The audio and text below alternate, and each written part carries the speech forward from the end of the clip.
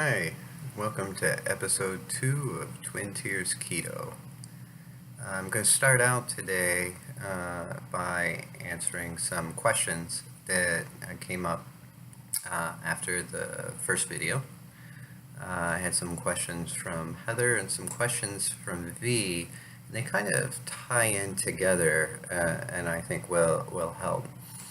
One of the biggest things with people who first start out on a ketogenic lifestyle or diet is what can I eat? What can I eat? What kind of things should I get from the grocery store?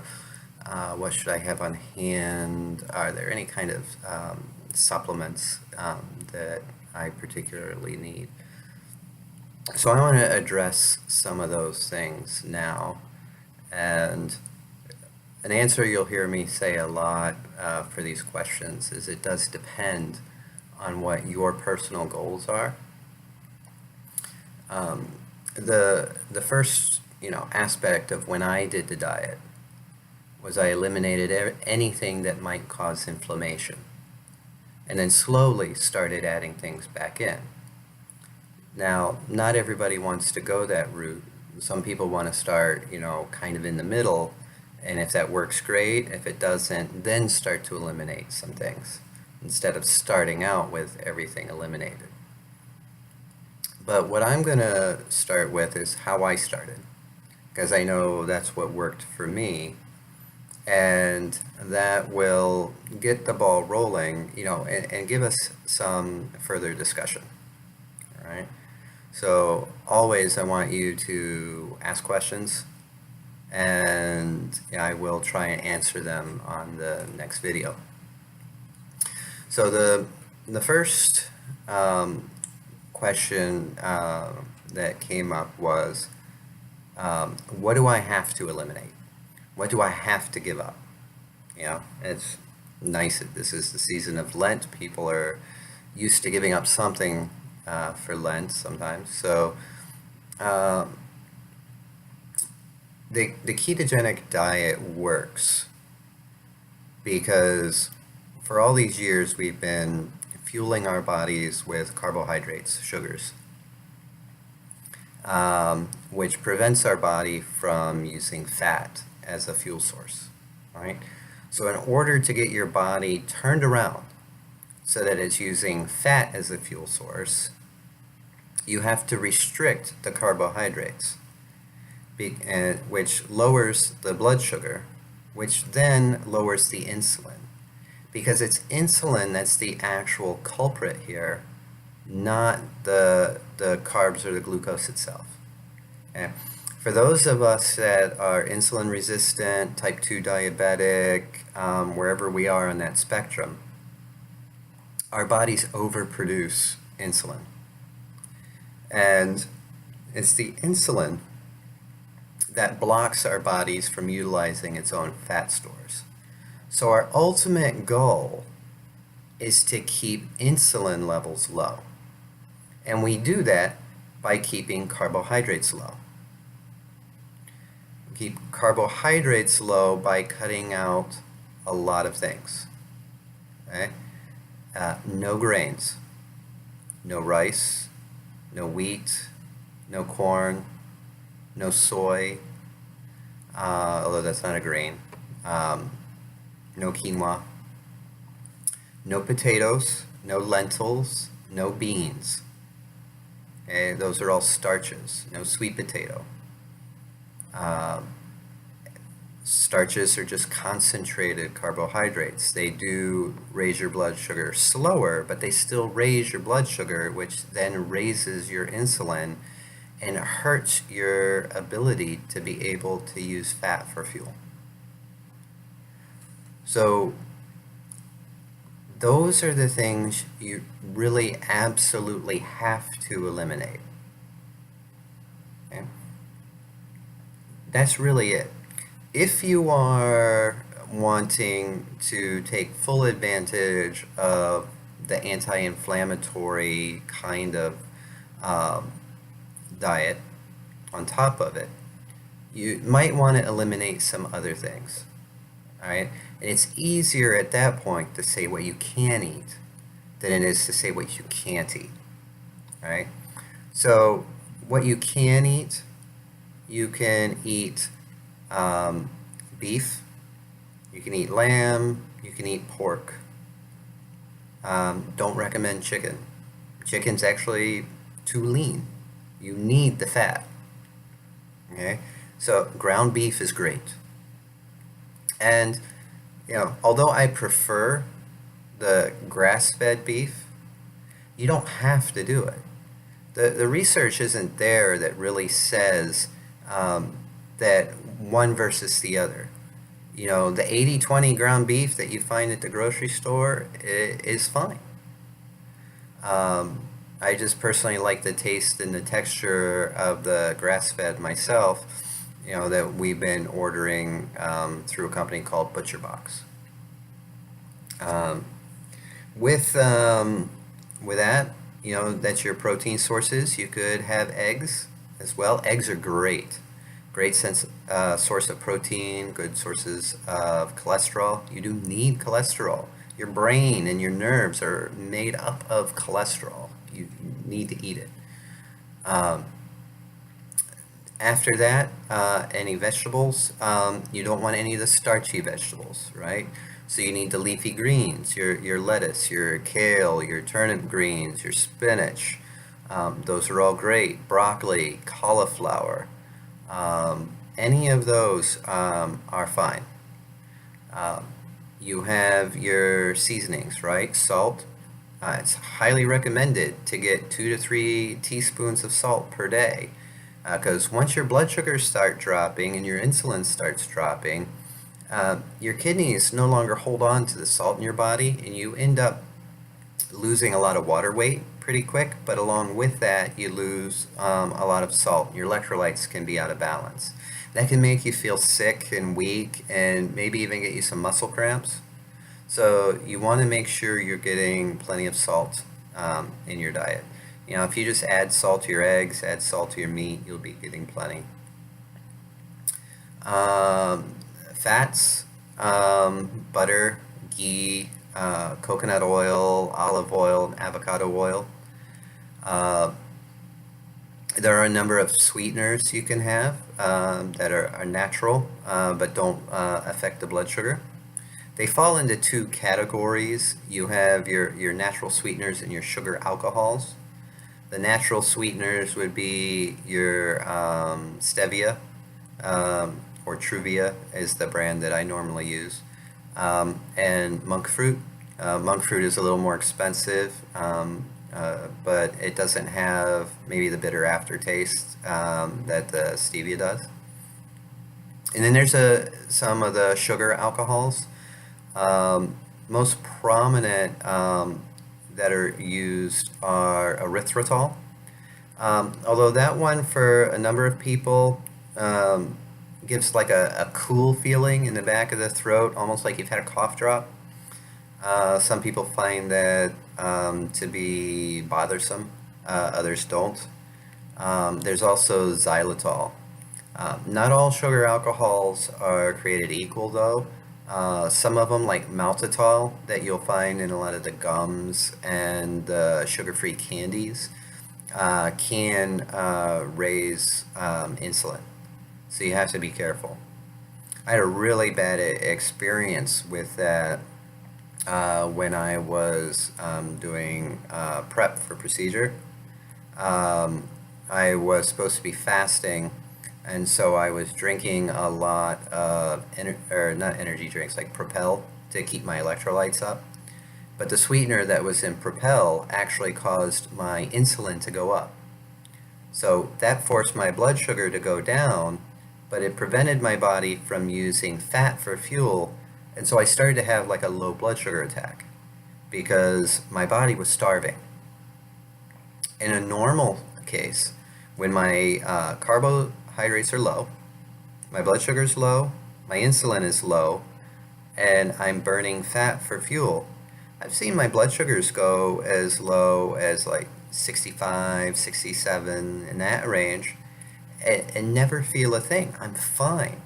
because my body is using the fat for the fuel, not the sugar. Your body only needs a little bit of sugar in its body or in its blood in order to actually function. And whatever your body needs, your body can produce all by itself. You don't have to eat any. So that's kind of a lie that's been told to us for a long time. Uh, but I'm proof, as long as a whole bunch of other people that I know, that that's just not the case. So you can do that. And there are a lot of recipes and things online. I know that there's a website called ruled, R-U-L-E-D, .me, M-E. They have a ton of recipes. Anything from main dishes, side dishes, vegetables, and desserts. There is a very large community of people online that are very much in to creating low carbohydrate desserts. And some of them, I have to admit, are pretty good. I have to thank Brandon and Emily for that. Thank you. So we've got a pretty good range of things. The problem with me that I'm finding, though, is that, you know, I am addicted to sweeteners or sweets, right? You know, I was addicted to sugar, and carbs for, almost all my life. So, you know, if I start eating too many of these low carbohydrate desserts, I do start getting cravings again. So I have to make sure that I'm careful on that. Right now, for the month of February, I'm part of a challenge, participating in a challenge for doing no sweeteners and no dairy. And that's been an interesting thing for me, um, because I have found that I can survive quite well without the dairy and the sweeteners. And I've started feeling less and less of those cravings, which is a good thing. I'm not so sure that the dairy is affecting me that much. That's something I'm going to reintroduce once February is over. Um, but it's good. Which kind of leads into the whole idea of, well, I'm going to the grocery store. What should I get? Right? So for me, on a normal month, we're not going to keep this February challenge in mind, but in a normal month, I'll make sure that I have plenty of coffee because I drink coffee. Um, they sell unflavored coconut oil. It's liquid at room temperature. I'll get that because I like to put that in my coffee. Or online, I'll order a salted caramel flavored powder that I can put in that does the same thing. I make sure I have lots of butter because I also love having butter in my coffee. I have a blender bottle and I put the coffee and the butter and the coconut oil in it and then shake it all up and it gets a froth on it like a latte. You can put it in a blender, that works as well. It's called a bulletproof coffee. A lot of people call it that. And it's really good. And I'll make sure I have sweetener on hand. So I'll usually put like 2 or 3 packets of Truvia in it, or something like that. You do have to be careful about the sweeteners. Um, they're never pure. There's always something added. So Truvia, if you look at the ingredients, it has erythritol and stevia as the ingredients, so that's fine. But if you see any that say maltodextrin or dextrin or dextrose, you have to be very careful with those because that will raise your insulin, and potentially cause problems. So always look at the ingredients first to make sure you're not getting something that's going to hurt you. Um, After that, I make sure I have eggs. I make sure I have cheese, and I make sure I have meat. Ground beef is really good. Um, I also like steaks, and I love sausage. It can be bulk sausage, it can be sausage links, um, smoked sausages. All of those are good. Bacon is great. And that's pretty much it for all I need. Now, if I'm gonna try and do some interesting things, I may get some vegetables. Like if we're gonna have a lunch at church, I may get some Brussels sprouts or something. I have made Brussels sprouts with bacon. That was really good. A cream spinach. That was really good. Use cream cheese. Cream cheese is another thing that's really good to have on hand. Um, Sometimes there's something called a 90-second bread that I'll make, which uses almond flour, egg, and baking powder, uh, and butter. So you can do it in a mug or do it in a bowl, and you do it in the microwave, and it's real easy. It ends up being sort of like a cornbread-ish, muffin-ish kind of thing. I've used it in a lot of different ways, and that's satisfied, things that I've longed for in terms of like texture and stuff for breads or muffins. I have added sweetener to it before to try and make a little bit of a dessert out of it, and that's been good. Um, but typically, I don't eat a lot of vegetables. I don't really feel a need for them. uh, and I'm fine with it. There hasn't been any health issues related to me not eating a ton of vegetables. The only reason I eat vegetables when I go out, like right now while I'm traveling, is because everything comes with it. So if I order an entree, like the lamb chops the other night, comes with a salad bar and it comes with two vegetables. So I ended up eating the salad, but I never ended up eating the vegetables because I got full on the lamb. Uh, I did eat all the vegetables yesterday when I had the chicken, the cream spinach, and the Brussels sprouts. Um, there's a lot of stuff you can do though with vegetables or cheeses. Something that's really, really good, for example, with the cheese is called Fathead Pizza. You can look it up online, but basically you take a bunch of mozzarella cheese and cream cheese, and you microwave it and mix it up until it's really, really smooth. Then you add egg and Italian seasonings and a little bit of that almond flour, and you mix it all together, and then you spread it out on parchment paper. Bake that for a little bit till it's nice and brown. Then you add your marinara sauce, any of your toppings you want, and more of the mozzarella cheese, and then put it back in the oven and bake it until the cheese you just put on top melts.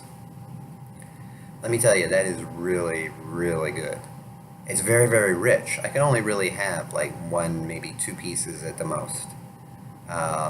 And it is a lot of dairy. If you are sensitive to dairy, I don't recommend it. And it's good to find out for yourself whether you're sensitive or not. So with that in mind,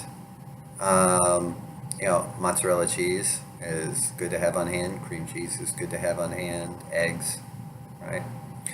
Um, so that's pretty much it. There's really not a big thing for me for organic, but I do like fresh. And one of the tricks I found was if you buy frozen vegetables, they're actually fresher than what you would find in the fresh produce section of the grocery store because they're frozen right after they're picked. Where any of the fresh vegetables that you have in that fresh section had to be picked, crated up, shipped somewhere, and then you don't know how long they've been sitting out, at the grocery store.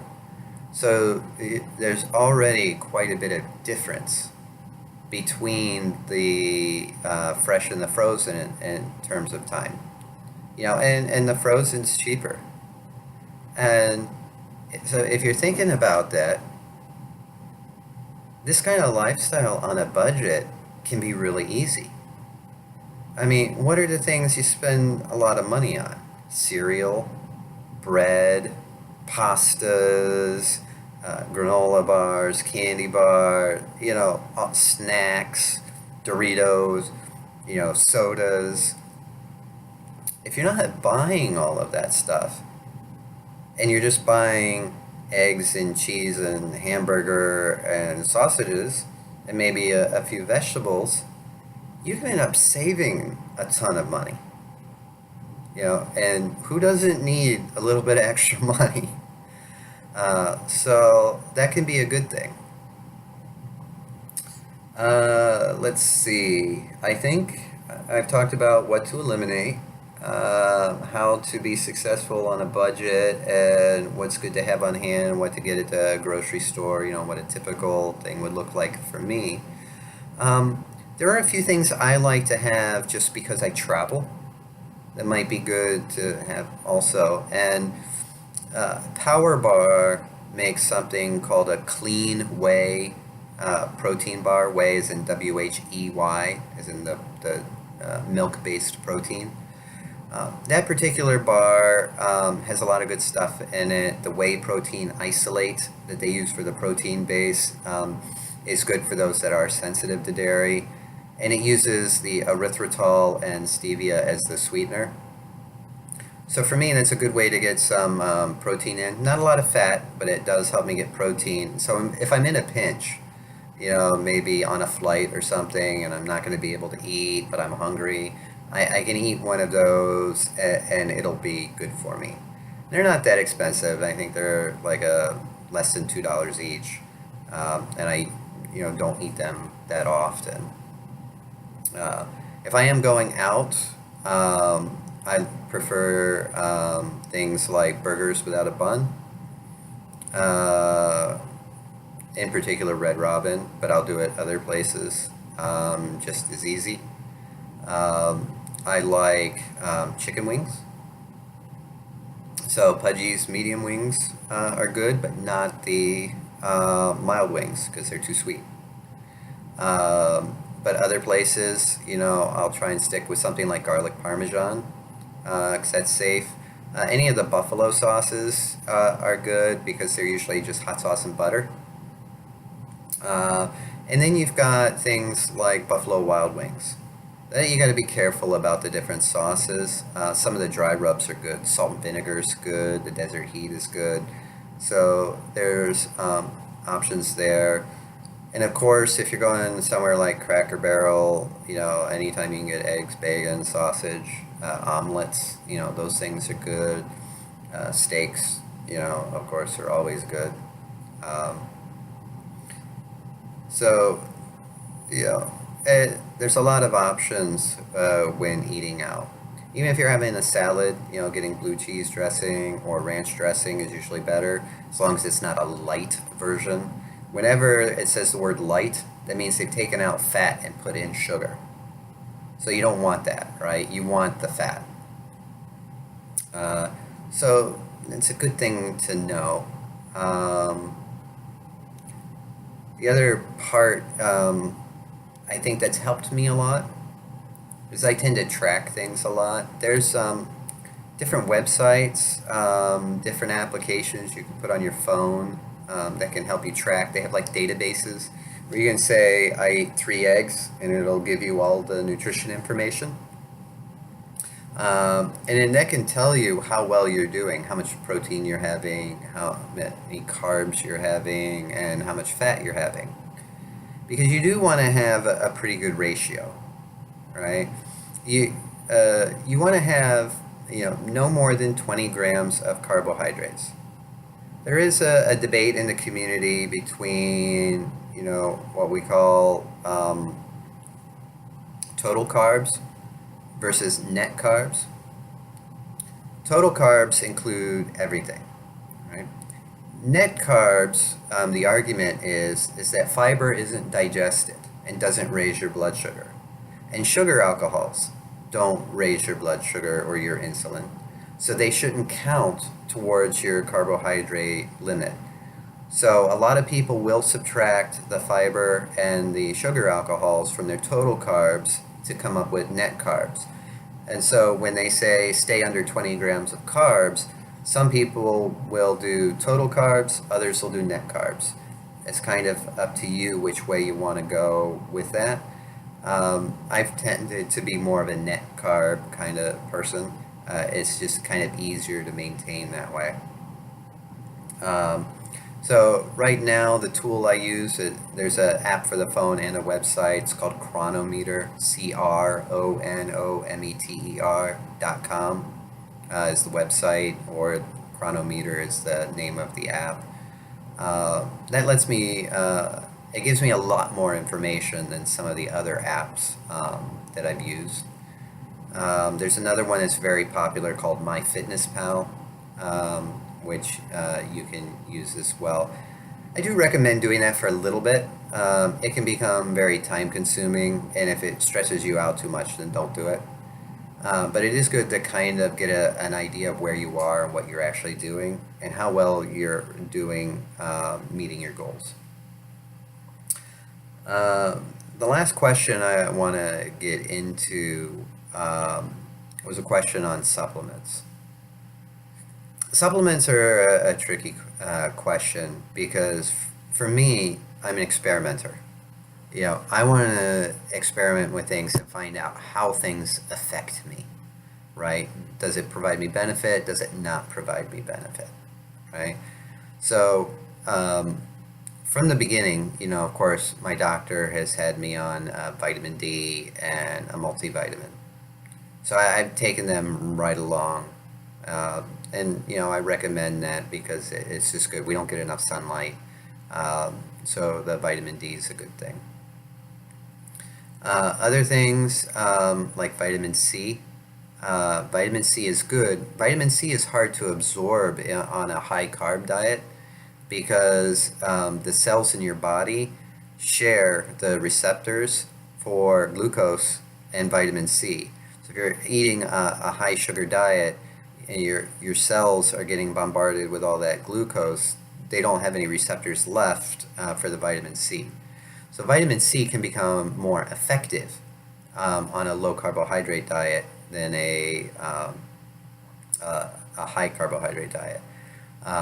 So I do take a vitamin C, although there's been times where I've not taken the vitamin C and I haven't felt any ill effects. So, some of it's mental, feeling, I think I should take it, where I don't really have any concrete proof in myself that I necessarily need it. Other than that, with the job I have, I try and keep my brain at peak performance.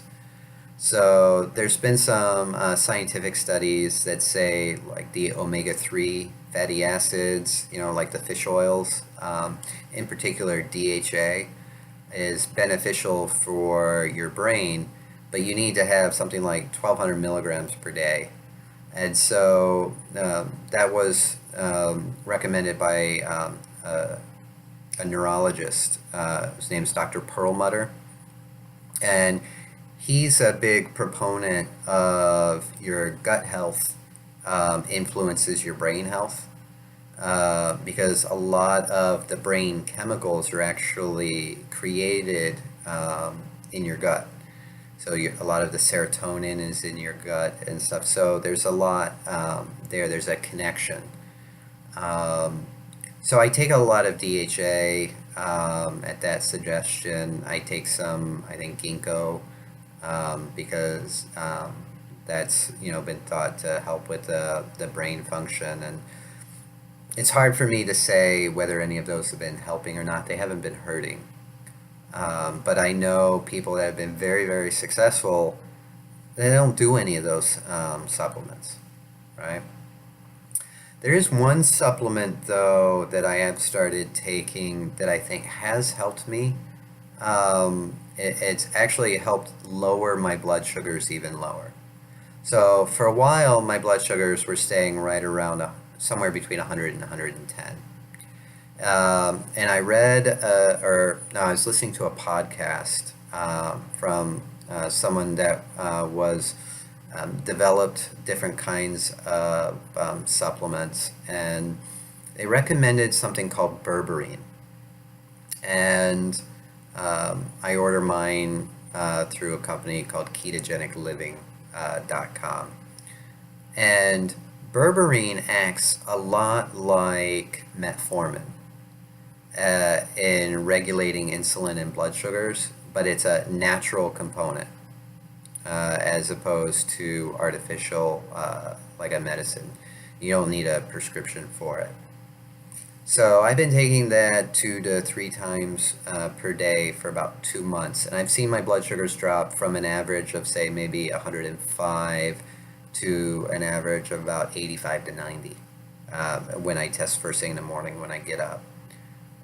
And that's been a pretty significant difference. Because I'm kind of having this, challenge for myself, a kind of goal, like a game.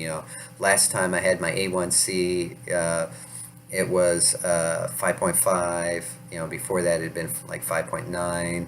So now I want it, to be even lower. So, I'm excited when I see the lower blood sugar numbers.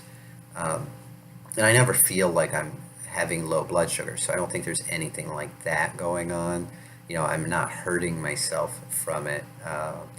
But the more you can make your health a game, something that you enjoy, something you can challenge yourself at, the easier it becomes. So I enjoy that. Other than that, I'm trying to think. I have been trying collagen for a while. Collagen helps with your hair, because I can use all the help I can get. It helps with your nails, but it can also help with your joints. And for a while, I was having some stiffness in my joints, but I really think that was probably more due to the fact I wasn't getting enough salt. But it could also have been inflammation if I actually was sensitive to the dairy, and that was causing a problem. So I know, like, for a while I haven't been having any issues. So I can't tell you for sure whether it's been the collagen helping or um, uh, the salt or the dairy. Um, One thing though is you don't really have to supplement chicken wings, ribs.